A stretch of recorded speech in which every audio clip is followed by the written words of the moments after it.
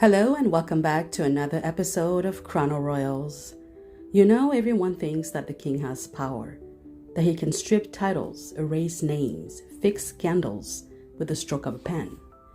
But if we were going to be real, raw, and honest about all this, King Charles is not Henry VIII. He cannot dissolve marriages or rewrite the church at will. He is not Louis XIV, the Sun King, who so once famously declared, "L'État, c'est moi," meaning I am the state. When Henry VIII wanted something, he took it. He made it happen. Just like that. When Louis wanted someone destroyed, he banished them from Versailles. But when Charles faces disgrace in his own family, he can't do that because he's not an absolute monarch.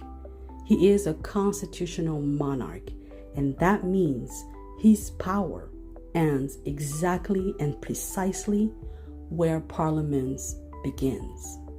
And today, I am going to talk to you and show you exactly what Charles can do versus what he cannot do, why Parliament is the true power in Britain, and why one day you will be just as frustrated, if not enraged or disappointed, with William if you don't understand this now. So without any further ado, let's go ahead and deep dive into today's topic. Who holds true power?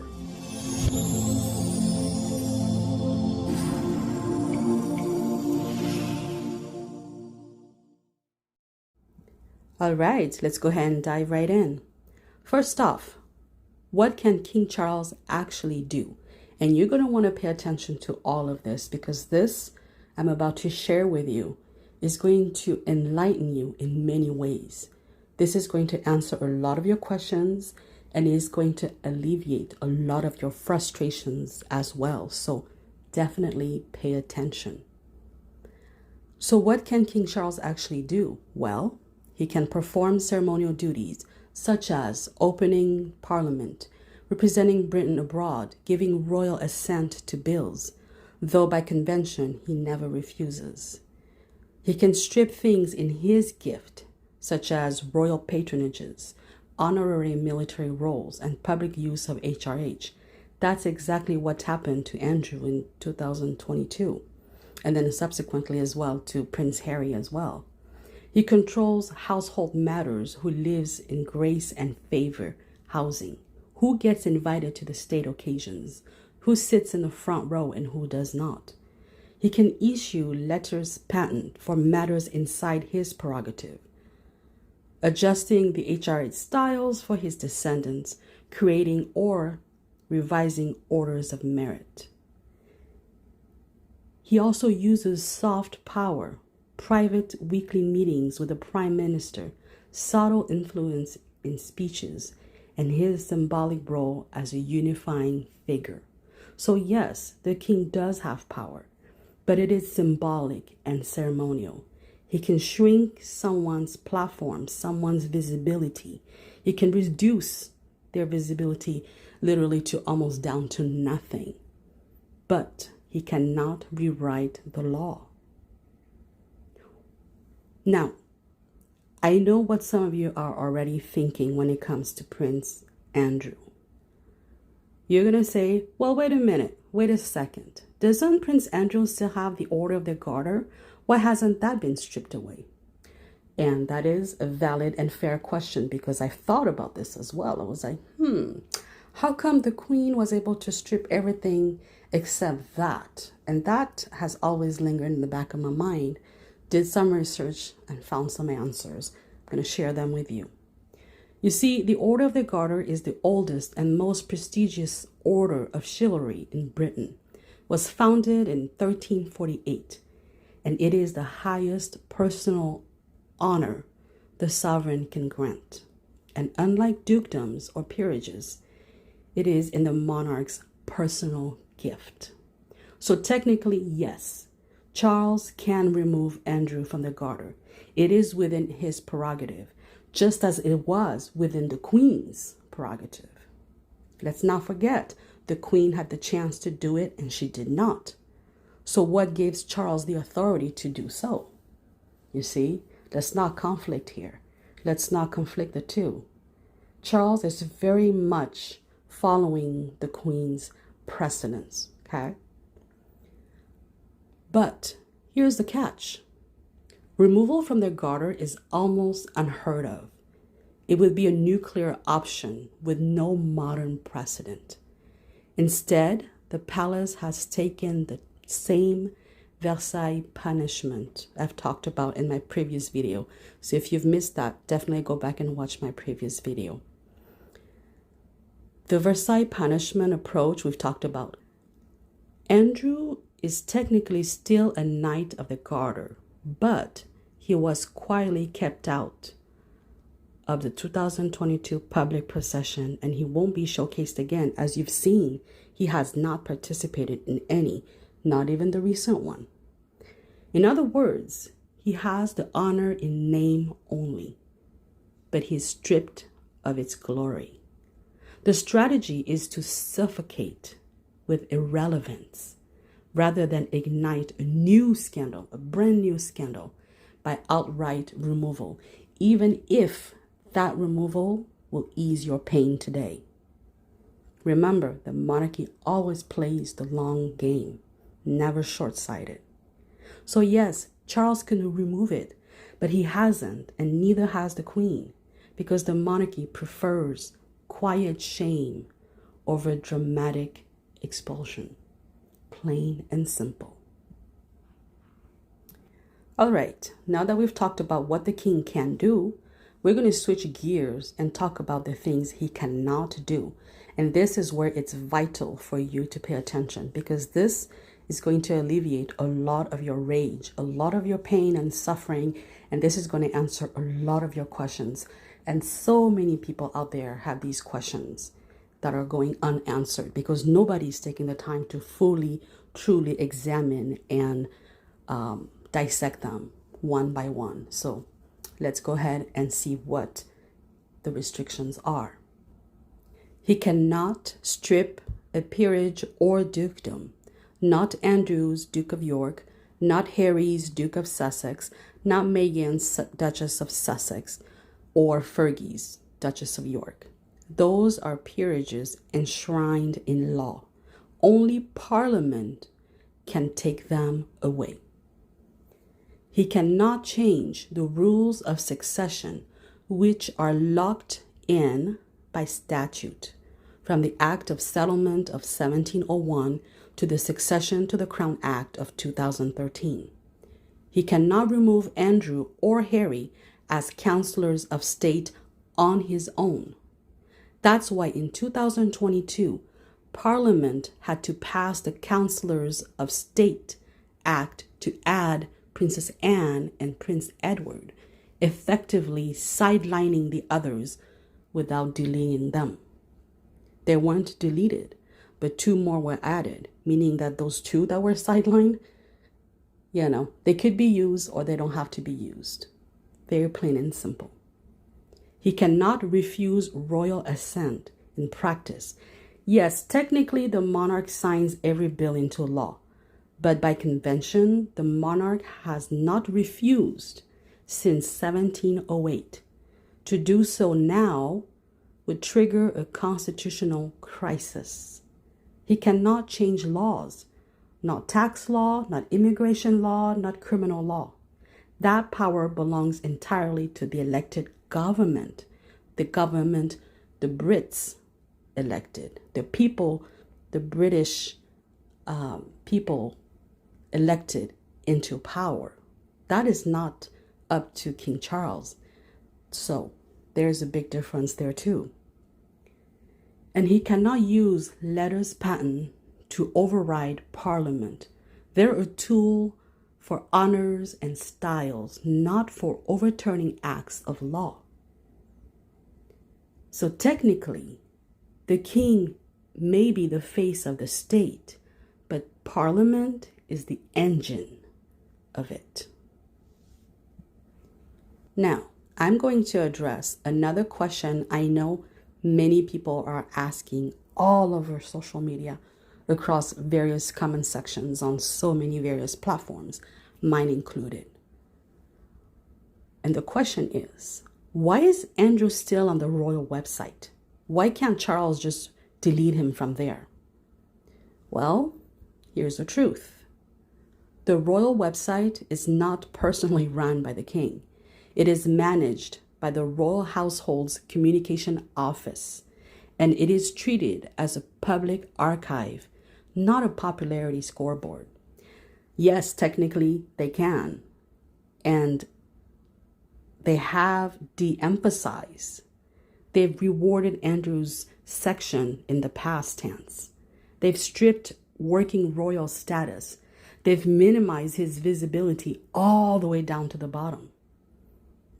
But they're rarely erased completely, because deleting a living royals page or section outright would look like rewriting history. It would look like Wikipedia being updated every so now and then, you see? And it would create its own controversy. So instead, the strategy has been set to minimize and archive, not erase. You cannot erase a living member of the royal family. That's plain and simple. But look at how minimal, how small Andrew looks now on the website. Just like Meghan and Harry. The both of them occupy a tiny section of the royal website. Meghan and Harry have both been combined and reduced to literally nothing next to Andrew. What more do you need? Now, I know some of you are going to say, what about letters patent? Well, these are the king's or the monarch's formal decrees, and they're powerful, but only within their scope, meaning that Charles can issue them to adjust HRH styles, to expand or limit who is called prince or princess, or to create new honors or orders of merit. But letters patent cannot undo what Parliament has set in law. They cannot strip a dukedom or a peerage. They cannot rewrite the Act of Settlement. Think of it like this. Letters patent are a toolbox for honors and styles, not a magic wand to erase peerages. So to be clear, why does Andrew still hold the Duke of York title? Why do Harry and Meghan still hold on to Duke and Duchess of Sussex? And why does Fergie still call herself Duchess of York despite having been divorced for so long? Well, simply because those are peerages. They were created in law, and only Parliament can take them away. Charles has already done everything within his power. Andrew lost all patronages, honorary military roles, and public HRH. And that was when the Queen was still here. Harry and Meghan lost HRH usage, although they still use them because it makes them sound relevant, but they're not supposed to. They've also lost royal patronages and official duties. They no longer represent the crown. Fergie lost HRH at divorce, but as Andrew's ex-wife, she still uses his Duchess of York as a courtesy title tied to his peerage. So the reality is this. The crown has already stripped away what it can. The rest, and I mean the rest, belongs to Parliament. So when people demand that King Charles act, quote unquote, they're barking up the wrong tree. I'm sorry. If you're mad at King Charles because you want him to act further, there's nothing more he can do at the moment. You're really, literally angry at the wrong person. I'm telling you. Now, let's zoom out a little bit and let's shift towards the future. Let's talk about the future, because the future can be very far away, yet the future could be just tomorrow away. You see, someday, in the fullness of time, Prince William will be king. And many of you who adore him now because he's young, he's modern, handsome, He's never put a foot wrong. People think that when William takes over, everything will be different. He'll act where Charles could not.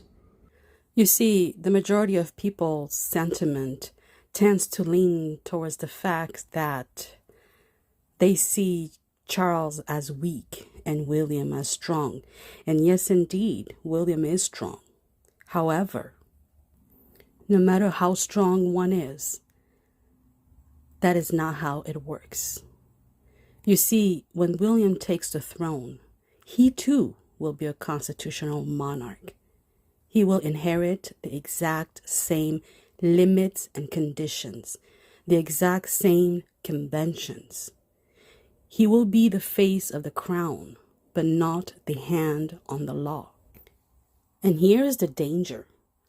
When scandals inevitably come, and they will, because this is the royal family we're talking about, people will expect William to be Superman. They're going to expect William to fix things he legally cannot fix. And when he does not, when he's unable to, the same frustration people vent at Charles today will fall upon William tomorrow. I promise you, I guarantee it. That's why I keep telling you, if you don't understand how constitutional monarch and what it means to be a constitutional monarch works, you're going to get lost in your feelings over time. I promise you this. So this is your early wake-up call. Do not fool yourself into thinking that William will be an absolute ruler, because he won't. Not Charles, not William, not anyone who comes after William, and not even the Queen herself. Those days are gone, period. So next time you hear a YouTuber or commentator or royal watcher or anyone out there in the comment section say, Charles is weak, Charles can't do this, William will change things when William takes over the throne. Think about it. Think about it and refer them to this video if you need to, because that is the one only truth. Constitutional monarch cannot rule by absolute law. Impossible. So allow me to disillusion you if you think William is Superman. Yes, there are things William will put in place as far as his reign and his household and whatnot. However, there are conditions and limits to his power. Plain and simple. Now, let's do a quick 360 degrees recap to put all of this into perspective, so we're completely clear on these points. An absolute monarch ruled with unchecked power. Henry VIII dissolved monasteries, broke with Rome, declared himself head of the church because he wanted to. His will was law. Louis XIV, the Sun King, built Versailles as a palace of dominance. He created nobles, destroyed rivals, declared wars, and so famously said, "L'État, c'est moi," meaning I am the state, I am the law. That was absolute monarchy, power without limits. Now, contrast that with a constitutional monarch like Charles, and one day, William. The modern monarch does not rule by decree. He opens parliament. He signs bills passed by others. He embodies tradition and continuity. He is the face of the state, but parliament is the engine that runs it. That's the difference. And once you understand it, you can never unsee it. You can never not understand it. And once you get it, you simply get it. So let me leave you with this. If you hate it that bad, if you want Andrew's dukedom gone, if you want Fergie's style removed, if you want Harry and Meghan stripped completely, then stop shouting at the king. Stop barking up the wrong tree. Because here is the reality. Charles cannot do it. He can't. His hands are tied. William will not be able to do it. The monarchy is bound by design, but Parliament is not. Parliament can. Parliament is the one that writes the laws. Parliament makes the changes. And here's the secret no one seems to tell you, and I don't understand why. You, my friend, have a voice in Parliament. You can write to your MP, you can push petitions, you can demand debate, and if Parliament acts, the king signs.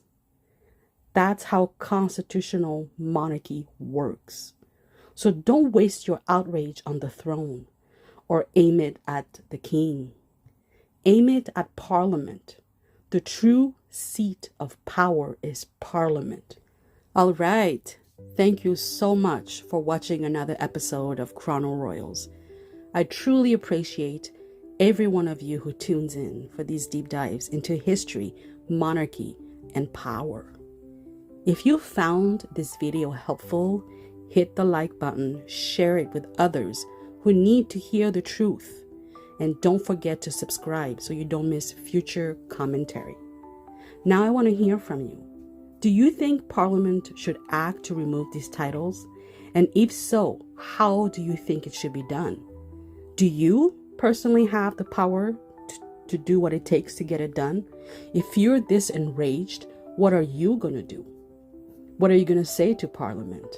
Can you start a petition against Parliament or to voice your opinion into Parliament? Are you able to make some noises into Parliament? Because I'm telling you, pointing fingers at King Charles is not going to do anything. Saying King Charles is weak is not going to do anything. You're just screaming into the void, to be honest. Drop your thoughts in the comments below because I read them all and your voice matters here. Remember this, the king is the face, Parliament is the power. Once you understand that, you will never, ever, ever bark up the wrong tree again. I promise you this. And also, if you truly are enraged, if you truly want to see changes, aim towards Parliament. That is where the magic can happen. Until next time, this is Vespera signing off.